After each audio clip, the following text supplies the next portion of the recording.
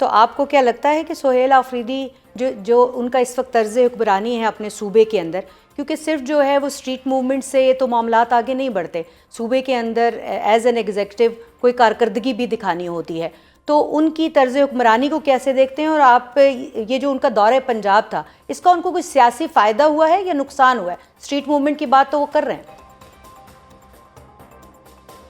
देखें, जब क्राइसिस होता है ना, या जब आप एजिटेशन के मोड में होते हैं, तो उस वक्त कारकर्दगी और ये वो, इस वक्त तो उनको सिर्फ इस चीज़ पे देखा जा रहा है कि how steadfast he is, how agitative he is, how जो है किस तरह ही इज़ डिफाइंट और नॉट।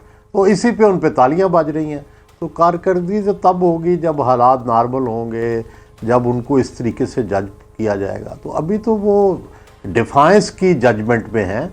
और ये जो दौरा पंजाब था, ये भी उसी तरह का अपरोर क्रिएट करना था कि जिसमें आप डिफाइंट लगें, जिसमें ये लगे कि भाई तहरीक इंसाफ जो है वो अभी भी उसके अंदर ताकत है रेजिस्टेंस की। तो ये सारे एलिमेंट्स इसीलिए वो लाहौर तशरीफ़ लाए, और ज़ाहिर है उससे उनको ख़बरें मिली, इससे उनको नाम मिला, इससे उनके जो है बगरचे कोई बहुत बड़ा ना इस्तकबाल हुआ, कुछ ना हुआ, लेकिन उनको ऐसी ख़बरें मिल गई जिससे उनकी जो रेपुटेशन थी और सर्वाइवल थी वो बेहतर हो गई। तो अब वो सिंध के दौरे की बात भी कर रहे हैं सोहेल आफरीदी साहब। अब आगे ये गुफ्तगू शुरू हो गई है कि हम पंजाब गए थे, अब हम सिंध भी जाएंगे। तो आपको क्या लगता है, वहाँ पर भी कोई उनको इस तरह का सख्त एक रद्द-ए-अमल सामने आएगा, या सिंध में उनका इस्तकबाल ज़रा डिफरेंट तरीके से हो सकता है? नहीं, मेरा ख्याल है कि ज़ाहिर है फेडरल गवर्नमेंट तो एक ही है और पॉलिसी तो एक ही चलेगी। नून पीटीआई को ये नहीं समझ आ रही कि देखें, उनके बारे में नून लीग हो, पीपल्स पार्टी हो, या फ़ौज या मुक़्तदरा हो, तीनों एक हैं। उनके आपस के मसाइल अपने अलग हैं, लेकिन पीटीआई को कोई रास्ता देने को तैयार नहीं है, क्योंकि सब ये समझते हैं और कन्विंस इस वक्त तक यही है कि भाई अगर हमने रास्ता दिया तो ना ये हमें छोड़ेंगे, ना मुल्क को छोड़ेंगे, ना फ़ौज को छोड़ेंगे।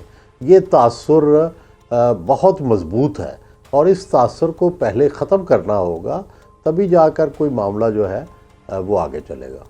आखिर में सोहेल साहब ये बताइएगा कि अगर आप पाकिस्तान पीपल्स पार्टी की सियासत को देखें, जो अभी तक वो जिस तरह से चल रहा है मामला, हुकूमत के साथ एलाइज हैं, जेयूआई की सियासत को देखें, तो आपको इन दोनों जमातों को हुकूमत के साथ चलते हुए, पीटीआई के साथ चलते हुए फ्यूचर क्या दिखाई दे रहा है? क्योंकि रेलेवेंसी कुछ कम होती दिखाई दे रही है इन दो जमातों के ख़ास तौर के ऊपर। मेरा ये ख्याल है कि ये इस वक्त जो इत्तेहाद बना हुआ है ना, तकोन जिसको कहते हैं, नून है और पीपल्स पार्टी है और फ़ौज है, अगर इस तकोन के अंदर कोई एक भी पार्टी गिरी तो मेरा ख्याल है सिस्टम का सस्टेन करना लंबा मुश्किल हो जाएगा। क्योंकि अगर आप सिंध से पीपल्स पार्टी को निकालते हैं तो वहाँ पर जो एंटी पाकिस्तान जो लोग हैं या सिंधु देश के हामी जो हैं, ज़ाहिर है वहाँ उस मूवमेंट को फ़ायदा पहुँचेगा। और दूसरी तरफ आप नून को निकालते हैं, चाहे ये कमज़ोर है, चाहे जितनी भी है, लेकिन ये वाहिद पार्टी है जो बार बार पंजाब में जीतती रही है और उसको टैक्टिक्स को जानती है, पंजाब के टैक्टिक्स को। तो तीसरी ऑप्शन खुद फिर तहरीक इंसाफ रह जाएगी ना। तो इसलिए मेरा नहीं ख्याल कि कोई भी अक्लमंद या जी शऊर इस तकोन को तोड़ के फिर सर्वाइव करने की बात अगर कोई कर रहा है तो वो फिर मुश्किल में पड़ जाएगा। 2026 में भी आप इस तिकोन को बरकरार देख रही हैं? खबरें तो आ रही हैं कि कुछ अंदर जो है वो मामलात उतने अच्छे नहीं हैं जितने अच्छे दिखाए जा रहे हैं।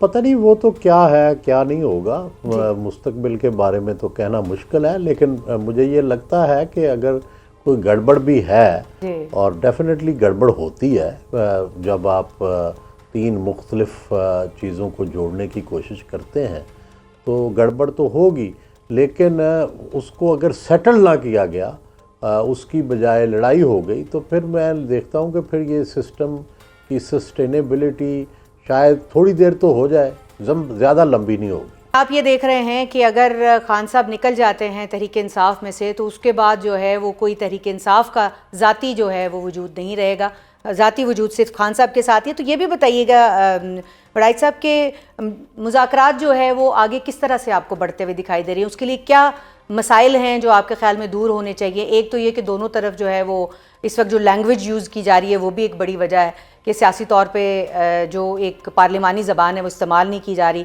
कहीं से सियासी खाना बदोश की आवाज़ आती है, कहीं से जंगली की आवाज़ आ रही है। तो ऐसे में कैसे बात आगे बढ़ सकती है? बिल्कुल सही बात है, लेकिन जाहिर है कि कॉमन सेंस और जो जिसको कहते हैं कोई सियासी दानिश, वो तो बरूए कार नहीं है। एक एक स्टेप पीछे हटना पड़ता है। जब भी आपकी कोई सुलह करना पड़ता है तो आप अपने अपने स्टांस से पीछे हटते हैं।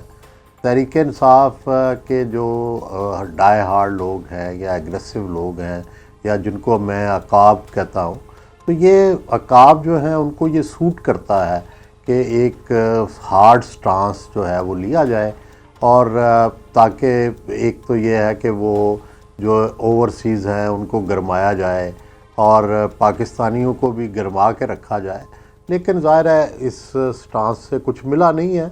कोई इनकलाब आ जाता या आ जाए उसका नहीं मुझे पता, लेकिन इसका काउंटर जो है वो नुकसान हुआ है बहुत ज़्यादा, और ये बाहर बैठे हुए जो लोग हैं वो ये कर रहे हैं। और दूसरी तरफ जो यहाँ पे लोग सुलह सफाई वाले, जिनको फाख्ता कहते हैं, जो समझते थे कि कोई रास्ता निकल सकता है, वो आहिस्ता आहिस्ता पीछे हटते जा रहे हैं और उनके लिए स्पेस नहीं रही। गंडापुर का पीछे हटना भी इसी सिलसिले की कड़ी है।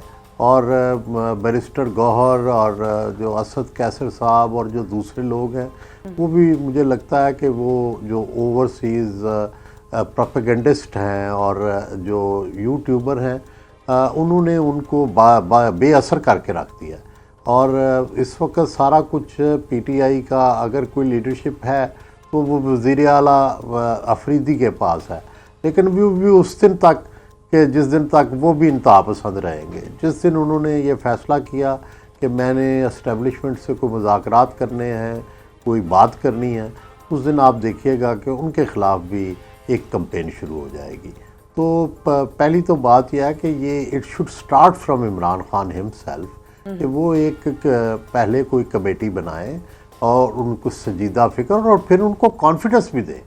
अब देखिएगा कि जिस दिन महमूद खान अचकज़ई ने कोई ऐसी बात की जिसका पीटीआई का भी के पीछे हटने की बात हो, तो आप देखिएगा कि महमूद अचकज़ई साहब के लिए भी वो उस हमले को बर्दाश्त करना मुमकिन नहीं रहेगा। तो ये एक प्रॉब्लम है जिसको पीटीआई ही को खुद ही टैकल करना चाहिए। रऊफ़ हसन साहब को किस तरह से उन्होंने हटाया, किस तरह से, पूरी एक कहानी है कि जो भी बंदा मुज़ाकरात करने की या एक मॉडरेट रास्ता ढूंढने की कोशिश करता है, उसके ख़िलाफ़ एक कैंपेन शुरू हो जाती है। और दूसरी तरफ इस्टेब्लिशमेंट भी और हुकूमत भी, वो तो ज़ाहिर है रास्ता ही नहीं देना चाहते ना उनको। वो समझते हैं कि ये इनको रास्ता दिया तो ये हमें गिरा देंगे। तो इनको ये जब तक ये एश्योरेंस नहीं देते कि हम आपको गिराएंगे नहीं, तो वो इन्हें रास्ता क्यों दें।